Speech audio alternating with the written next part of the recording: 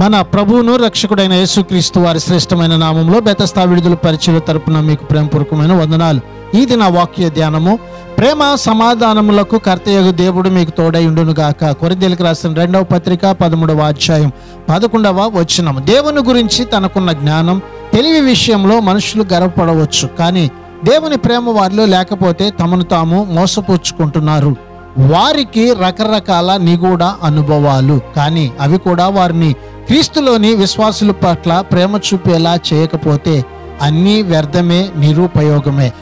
యోహాను రాసిన మొదటి పత్రిక 4వ అధ్యాయం 8వ వచనం ప్రకారం దేవుడు ప్రేమ స్వరూపి, ప్రేమ లేనివాడు దేవునిని ఎరుగడు. ఇది దేవుని తత్వం, దేవుని స్వభావం.